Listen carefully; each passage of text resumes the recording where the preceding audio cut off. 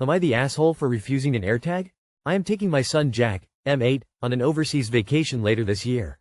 My ex-spouse Richard, 45 male, has been saying negative things about the trip and is now insistent we place an AirTag in Jack's shoe so he can track him from his phone.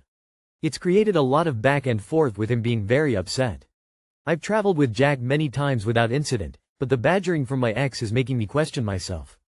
Am I the asshole? Edit. Richard refuses to let me register the AirTag to my phone. He will be at least 10 hours of travel away if not more, and a 7-hour difference, so not realistically available or able to help if there was an emergency. He has been very aggressive in the past and can only contact me via a parenting app. All of exchanges of our son also must occur at the police station due to Richard's behavior. Our parenting plan allows me to travel with my son without his approval beyond dates, so he can't stop the trip or force me to use an AirTag. Unfortunately, when Richard is upset it impacts Jack, so that makes me question myself. Not the asshole. Compromise and tell him you'll put an AirTag but pair it to your own phone. Kid is tagged and no intrusion into your vacation. If he says no, then it's clear it's about spying on you and control. If he says yes, then everyone is happy. Gives you the moral high ground. Not the asshole, seeing that edit. If he's such an issue that the police have to be around for your safety during custody exchanges and he's only allowed to contact you through a, presumably court-approved, parenting app, then it's safe to say he's trying to track you, not keep your son safe. I would, however, push to revisit custody arrangements if you not obeying your ex could put your son in harm's way. That's really concerning. I wouldn't want my ex tracking my son and thus me. It may be that I am an older generation, but I would find that really creepy and is also a sign that he thinks you can't be trusted. If your ex is really just worried about safety, tell him you will get an AirTag that you have access to. You could even provide access to a trusted third party that he can reach out to in the unlikely event he cannot reach you or your son for 24 hours. That way, he knows that if your son gets lost he can be located quickly and you know that your ex won't be able to track your movements. With your edit, you must not use an AirTag. Do not give this man access to your every location in a foreign country. If you have to do your exchanges at a police station, then you are not safe enough foreign country with him being able to track you down at any moment. Are you taking him to Beirut? Why the tracker? Absolutely not. I would feel like it's just a control tactic for the ex to track me. I'd be paranoid that he might be setting me up to have an accident. Am I the asshole for not giving up my usual study spot to a fourth year just because she asked? I, 18F, am a first-year med student. I usually study at this quiet cafe near campus. It's small but it has free Wi-Fi, and I like it. I've been going there pretty consistently for a while now, and I usually take this seat tucked in the corner with a power outlet underneath the table. My laptop is really old and it dies a lot, so I kind of just constantly have it plugged in. A few days ago, I was in the cafe doing some flashcards while my laptop charged when a student I don't even know came up and asked me to move because that's her spot during test weeks. Which, first of all, I've literally never seen her there before. And second of all, it's a cafe. It's first come first served. There's no reserved seats. I already had all my things out on the table. All my pencils, papers, etc. So it would have taken me a while to pack them back up and move. So I told her that sorry, but I was already sitting here and that there were a lot of other spots with power outlets if that's what she was looking for. She got passive-aggressive and said, "It's just a chair, don't be so territorial." I said, "Yeah, it's just a chair. There's a bunch of other chairs that are exactly the same as this chair. I'm not moving all my stuff." She kind of just stood there for a couple minutes and stared at me, hanging around really awkwardly. I'm pretty sure she was trying to make me uncomfortable on purpose in hopes that I would leave, like she was still waiting for me to move, but I just ignored her and after a few minutes she left. She was really huffy and called me a not-so-nice name. Later, I asked one of my friends who's a fourth year, one of my older sister's friends, if they knew who she was, and they said that they did. She said that she's also a fourth year and that she's known for giving freshmen hard time. She just likes picking on first years, apparently, and most of them do exactly what she wants, so she's probably not used to hearing first years tell her no. I wasn't trying to be disrespectful, I just didn't think it made sense to move when I was there first and my things out on the table when there were plenty of seats that are pretty much exactly the same that were empty. Still, I don't know. Maybe I should have moved just because she's older than me, out of respect, or even just to avoid conflict. I didn't really think it was that big a deal though. So, am I the asshole? Edit. Some things to add that people keep asking me. I don't live in the US.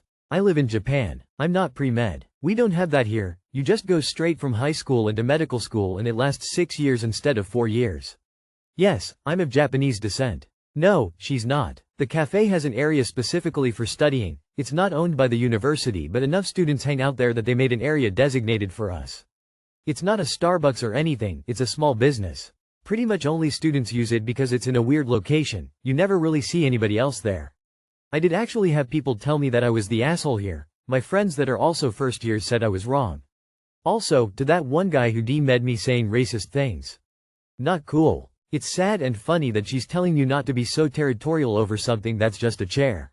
Not the asshole. Not the asshole. First come first serve. Gotta get in early to get the prime study spots. Oh, amazing that a territorial weird bully that explicitly likes to pick on people she deems below her is going to be a doctor soon. Good on you for standing your ground. By the way, in med school in my university nobody gave a flying fuck what year we were in. We were all worth the same and her claim to your spot was ridiculous. Not the asshole. Are you seriously thinking that you're an asshole after your friend told you that fourth year likes to give freshmen a hard time? You're obviously not the asshole. You're not the asshole even if that fourth year wasn't giving freshmen a hard time. You were there first. Not the asshole. She should probably take her own advice and not be so territorial, since she's the one acting so wildly outside of the social norm.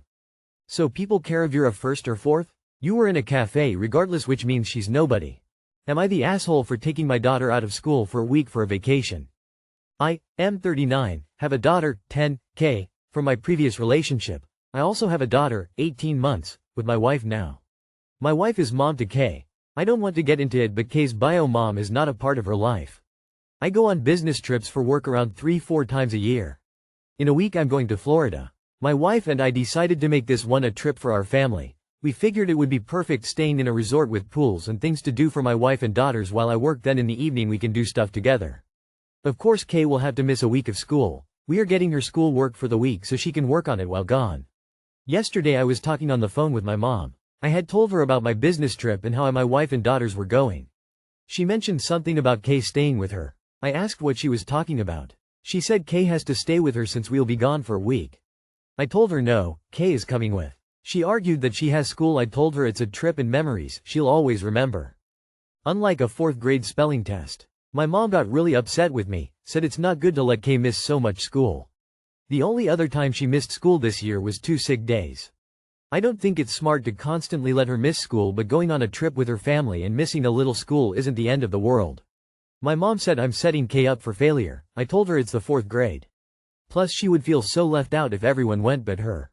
My mom called me an asshole and said I'm not the son she raised. I have been wondering if maybe it isn't the best idea. Am I the asshole? Not the asshole. I work for a school and I'm saying this. There is a lot of value in a family trip, and your daughter has done incredible with attendance this year. She deserves a special trip. You're right, she won't forget this. The only thing I would say is make sure she isn't missing out on any important testing, as a lot of schools do state testing around this time. If she is, you want to make sure she can make it up. I find that family trips like this can be their own important learning experience. She will see a new place and have a lot of new events. This is important for development just as school is. Your mom is not her parent and needs to trust you to make the right choices for your daughter. Tell her kindly or not kindly if you want to butt out. Unless your daughter is missing a huge amount of school already and or is a terrible student, this is nothing. And you've done the right thing by arranging to get her work for the week in advance so she doesn't miss anything. Your mom is worrying about nothing. Not the asshole. Not the asshole. When my twins were in 4th grade, we took them out of school for a week to attend a family reunion celebrating their great-grandfather's 90th birthday. We arranged to get their assignments and informed their school well in advance. It was a great trip. They got to travel across the country, meet many relatives for the first time, and honor their great-grandfather, who died a few years later. That was many years ago, and the twins were always excellent students. One has a PhD, so apparently missing a week of a school in 4th grade didn't hold her back in any way. Enjoy the trip and tell your mom that she raised you her way and you'll raise your kids your way. Decline to discuss further since she doesn't get a vote. Edit. Typos. You are absolutely not the asshole. You're a good dad though. Have fun on the family vacation. Not the asshole. I'd back off the info sharing. Another perspective: how do you think your daughter would feel waving bye from grandma's door while her parents and sibling go on vacation? Bad, right? I did consider that. I know, that's why you said no. You're a good dad. Now, finish that daydream. Daughter sad. Family pulling away. What happens after that? I bet it's grandma to the rescue. Any lingering resentments? Were you her scapegoat? Does she like your wife? Any concerns she might make a play for custody? Just doesn't pass the sniff test. Dad taking her for a week vacay is not going to matter at all to the school. A week at grandma's after being exiled from vacation, that one's gonna sting. Gotta wonder why grandma would advocate for that kind of pain. When I was 13 I had a chance to go to Africa for a month. My mom contacted the school and they not only approved the month off but were happy I had the opportunity to go on such a trip. I didn't lose anything school-wise from being gone. I have great memories from my trip. I'm now a grandma and come September me and my daughter are taking her 2 children out of school for a week to go dig for crystals at a mine. Memories are priceless, spelling tests are not. Am I the asshole for bringing food to my friend's party? Right, so I've got this friend I'll call Steve who is a great friend but not a great host in some aspects. He throws parties which are fun and enjoyable save for one problem that arises literally every time. There is never enough food. For example, he had a game night and there were 10 people other than him and his wife there. He ordered 2 large pizzas and 1 small specialty pizza. This was from Domino's if you're curious about the size. For sides there was an order of garlic knots or something like that. So the party was fun, but after a couple hours I was hungry again, still, and overheard another couple talking about getting food on their way home. The next time there was a get-together I offered to have me and my wife bring a dish, but he insisted he had food covered. We show up and again, there's only enough for everyone to have 1 serving of the pasta he made. It really wasn't enough. I don't think it's a matter of cheapness, because the problem is only for food not for drinks. He happily shares his extensive liquor cabinet and always buys plenty of beer and wine. He also always happily brings dishes for potlucks at other houses. For the next get-together at his house I pitched the idea of a potluck. Some other friends also signed on to the idea. I'm sure you can see where this is going. Then New Year's Eve he hosted and we ran out of snacks before midnight and a couple of people ended up dipping to go to another party.